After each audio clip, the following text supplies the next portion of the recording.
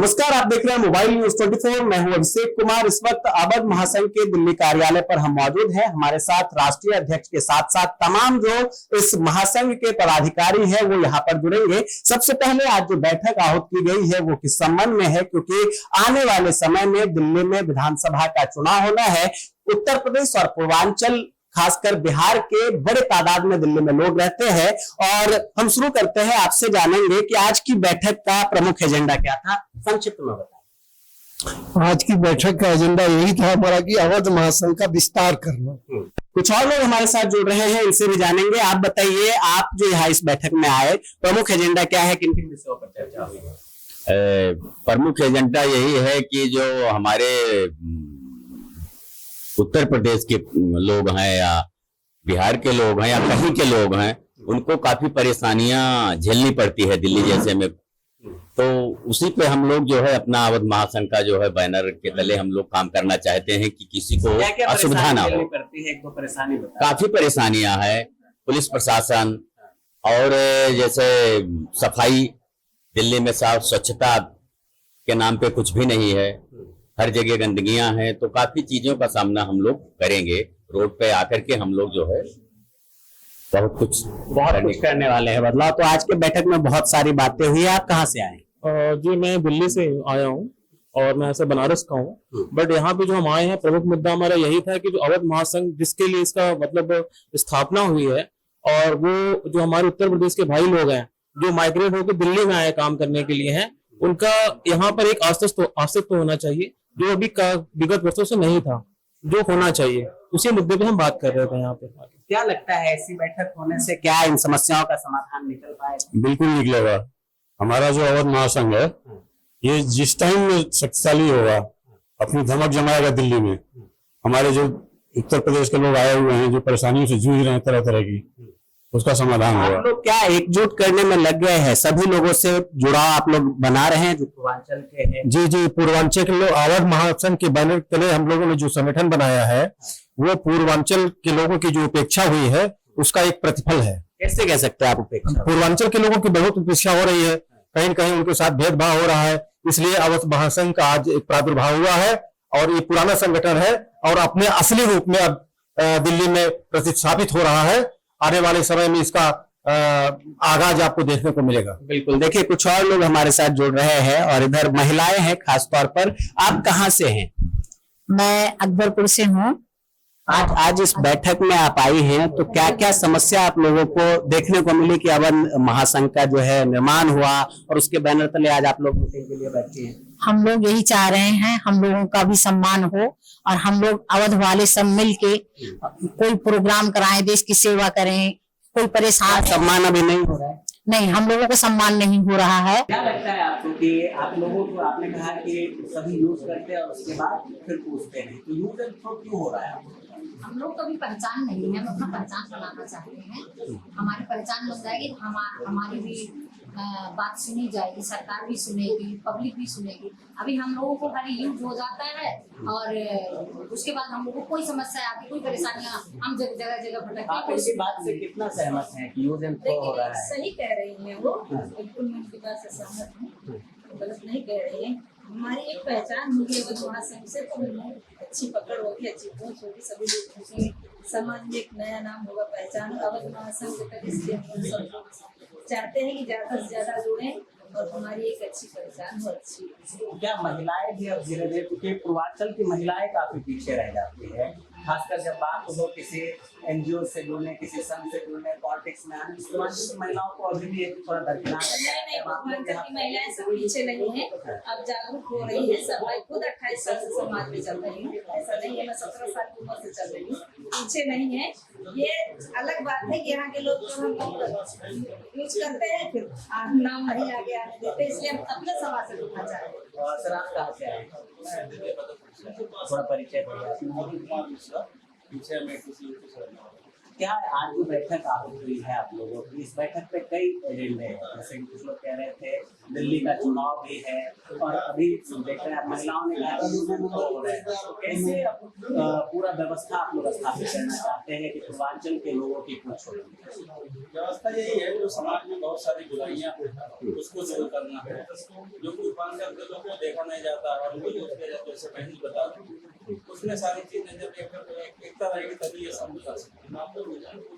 यही सब समस्या है और समस्या हम लोग संगठन इसलिए बना रहे हैं, उसके पीछे पहले बहुत सारे कारण हैं कि हम समाज सेवा करेंगे, जो बुराइयां हमको जब एकता रहेगी तभी हम इसको कर सकते हैं। बिल्कुल, काफी समय से साहब आप लगातार करने का प्रयास सबको करते रहे हैं और आपके राजनीतिक कार्यकाल को भी अगर देखा जाए तो कई क्षेत्रों में आपने कई जो प्रमुख राजनीतिक पार्टियां हैं उसका झंडा उठाने तक का काम किया, लेकिन सुन रहे हैं अपने लोगों की दुर्दशा, लोग सुना रहे हैं आपको।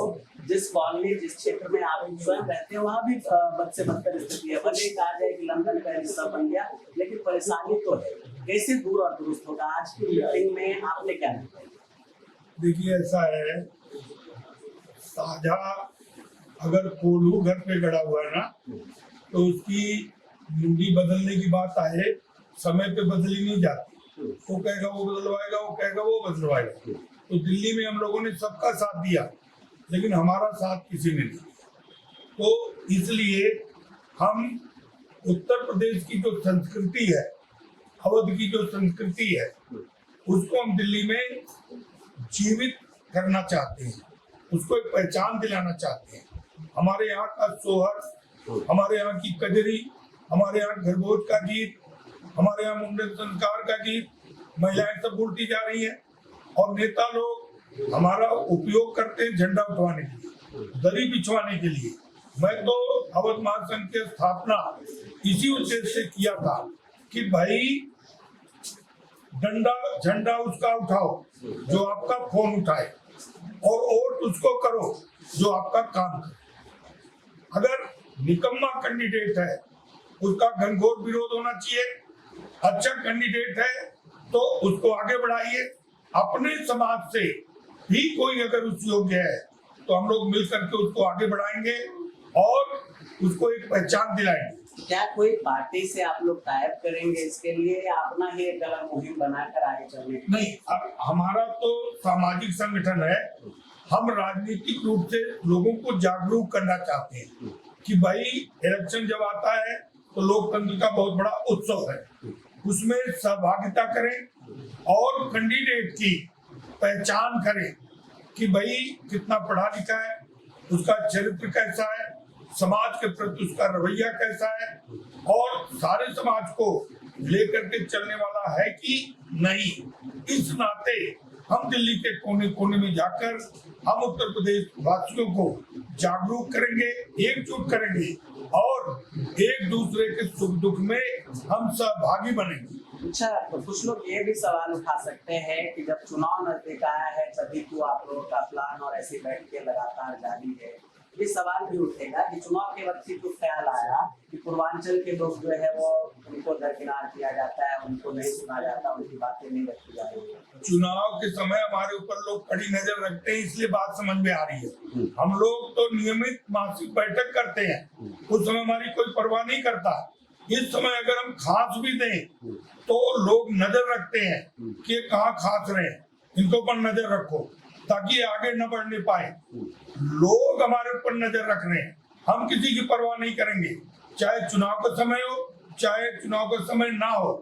उत्तर प्रदेश के लोगों को इकट्ठा करने का हम लोगों ने प्रण लिया है और उसको हम करेंगे। तो सिर्फ यूपी के लोगों को ही इकट्ठा किया जाएगा या पूर्वांचल, चूंकि बहुत बड़ा एक क्षेत्र है, पूर्वांचल के लोगों को लेकर आप चलेंगे?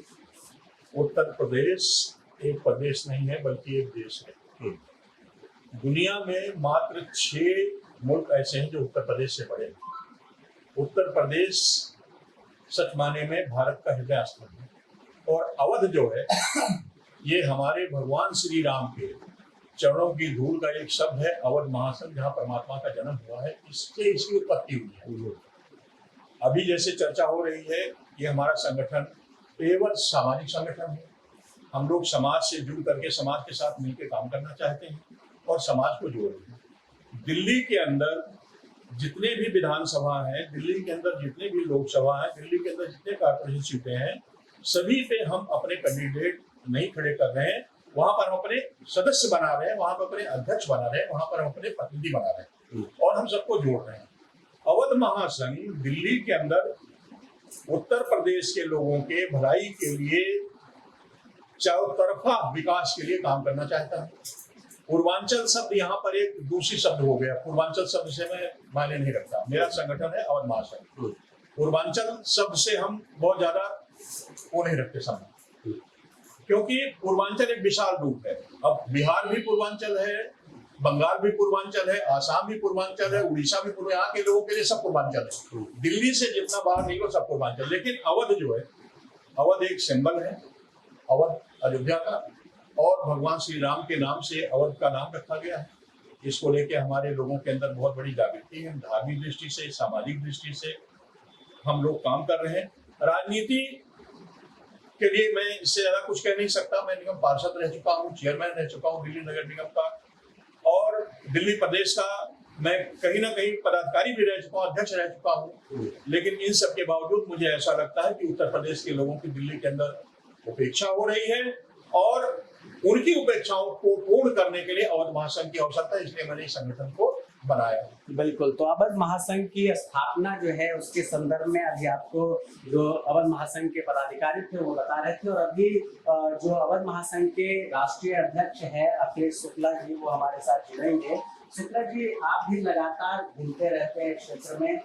मैं तो कहूँगा कि सिर्फ पूर्वांचल और या अवध या उत्तर प्रदेश की ही जो समस्या है उसको ही नहीं, बल्कि आप यहाँ के लोकल समस्याओं को भी देखते रहते हैं, दिल्ली की लोकल समस्याओं को भी देखते हैं। तो दरकिनार करना या यूजन थ्रो करने वाली बात आपको कितना सही लगता है, सही लगता है? देखो, एक तो अवध महासंघ जो है ये सभी प्रवासियों के लिए, दिल्ली में जितने भी प्रवासी हैं, इवन दिल्ली के लोगों के लिए भी है, क्योंकि ये अवध प्रांत है। अवध प्रांत अयोध्या का था और एक समय था कि भगवान राम चक्रवर्ती, अगर आपने सम्राट तो थे, उन्होंने राष्ट्रीय यज्ञ भी कराया था। तो पूरे यहाँ नहीं, कुछ देश भी उस समय भारत में लगते थे, वहां तक इसकी छवि थी, अवध की छवि। तो आज अवध धूमिल हो रहा है। ये लगता है कि भगवान राम की जन्मस्थली अवध महासंघ ही आगे आएगी, तभी कुछ हो सकता है। देश तभी विश्व गुरु बन सकता है जब अवध महासंघ के बैनर तले सारे देशवासी एक जगह होंगे। क्योंकि कभी भी आप देखें, आंधी और क्रोध शांत होने के बाद ही पता चलता है कि कितना नुकसान हुआ है। तो आज हम बहुत सारी राजनीतिक पार्टियों को देख रहे हैं, वो जब भी चुनाव आता है, चुनाव के बाद हमें पता चलता है कि कितना बड़ा हमारा नुकसान हुआ, कैंडिडेट कैसे हुआ, सिलेक्शन में कहाँ दिक्कतें हुई। हम अपने अवध महासंघ के माध्यम से सुझाव भी देंगे, ये लोग अच्छे हैं, ये लोग ठीक नहीं है, इन पे विचार किया जाए। हमें नहीं कहें कि अवध महासंघ किसी पार्टी का विरोध कर रही है, लेकिन अवध महासंघ कोई भी पार्टी अगर हम लोगों से सुझाव मांगती है कि क्या आप अच्छे कैंडिडेट का सुझाव दे सकते हैं, तो हम जरूर देंगे। वो हमारे संगठन के लोग हो सकते हैं और उनकी पार्टी के कार्यकर्ता भी हो सकते हैं, जो अच्छे होंगे हम उनका सहयोग भी करेंगे और उनके लिए हम चिट्ठी भी लिखेंगे, अपनी संस्था से लिखेंगे कि हाँ ये लोग योग्य हैं, इनको टिकट दिया जाए। क्योंकि आप देख रहे हैं पीछे हमारा देश कब जो है आजाद हुआ, अभी तक हम नारकी जिंदगी में बैठे हैं। कोई भी आदमी विदेश से आता है तो कनॉट प्लेस और आपका प्रगति मैदान घूमता है, लेकिन अगर उसको एक बार संगम विहार, बुरारी और दूसरी जगहों पे घुमा दो तो लोगों को अपने रिश्तेदार बुलाने में भी शर्म लगता है। वो लोग कहते होंगे कि इससे अच्छा तू गांव में था। ठीक है, यहाँ कौन से नारकी जिंदगी में जी रहे हो। हर साल यहाँ पे बारिश होती है, क्या इन लोगों को ये नहीं पता है कि बारिश आने वाली है? लेकिन कमर भर पानी में हर बार हमारी दिल्ली जो है डूबती है। और परेशान कौन होते हैं? जो हमारे यहाँ का सच्चा नागरिक है और जो सच्चा वोटर है।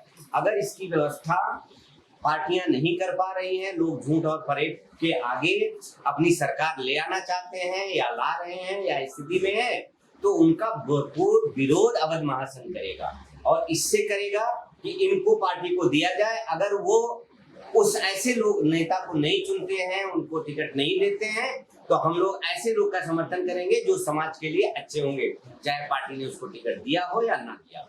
अवध के लोग आपसे जुड़े, आपने सटीक बातें कही कि अवध जो है वो सिर्फ उत्तर प्रदेश को ही नहीं, आप उसमें पूरा देश ही मिला लीजिए, जो हिंदू है वो अवधी। बिल्कुल, कुल मिलाकर आप ये कहना चाहते हैं हिंदू ही नहीं कोई भी। लेकिन सवाल ये होता है, आप देखिए आज के दौर में आपने कहा कि तभी कल्याण हो सकता है जब अवध महासंघ के बैनर तले बहुत सारे लोग जुड़े और हम लोग अपनी बातों को रखे, तभी देश का भला हो सकता है। हमारा देश विश्व गुरु बन ही तभी सकता है। मानते हैं कि आपकी बातें कोई पार्टी मानेगी, कोई पॉलिटिकल पार्टी मानेगी कि आपने लेटर लिख के दिया और आपके कैंडिडेट का चयन, मानना ना मानना उनके ऊपर है। हमारा तो सुझाव जाएगा, हमारा तो सुझाव है कि भाई ये अच्छे हैं, इन कैंडिडेटों के ऊपर आप विचार। क्या उम्मीद करते, कितने लोग जुड़ सकते हैं आपके इस मुहिम? इसमें करोड़ों लोग जुड़ेंगे, लाखों की बात नहीं करते, हम करोड़ों लोग जुड़ेंगे, क्योंकि ये पूरे देश का है। अवध पूरे देश का है, ये किसी प्रांत का नहीं है। और आपको मैं एक चीज और बताना चाहता हूँ, जैसे आपने कहा हिंदू के विवाह में जो दर्जी आता था ना, पहले पगड़ी पहनाता था, वो हमारा मुस्लिम भाई होता था, जो हमारे दर्जी। तो आप अवध को मुस्लिम या हिंदू से मत जो है सेपरेट कीजिए, अवध सब लोगों का, चाहे वो मुस्लिम हो चाहे। बिल्कुल, तो आपने देखा कि अवध महासंघ की बैठक में जो निर्णय लिए गए हैं वो दिल्ली विधानसभा चुनाव, होने वाले दिल्ली विधानसभा चुनाव को लेकर एक अहम कड़ी मानी जा रही है, क्योंकि उत्तर प्रदेश और बिहार, खासकर पूर्वांचल या अवध का जो हिस्सा है, उसके करोड़ों लोग दिल्ली में रहते हैं और इसलिए ये इस चुनाव में पूर्वांचल, अवध और उत्तर प्रदेश के लोगों का अहम रोल होने वाला है। और इसको लेकर सभी पॉलिटिकल पार्टियां जो है उसने अपनी तैयारी शुरू कर दी है। केजरीवाल साहब ने देश भर के वॉलंटियर को दिल्ली बुलाना शुरू किया है, भाजपा भी अपनी तैयारी कर रही है, कांग्रेस ने भी चुनाव से काफी उम्मीदें लगा ली है। लेकिन अवध महासंघ हो सकता है जिस पार्टी के साथ जाए उसकी दिल्ली में सरकार बने, ऐसा ही लोगों का मानना है। कैमरा पर्सन राज कुंद्रा के साथ मैं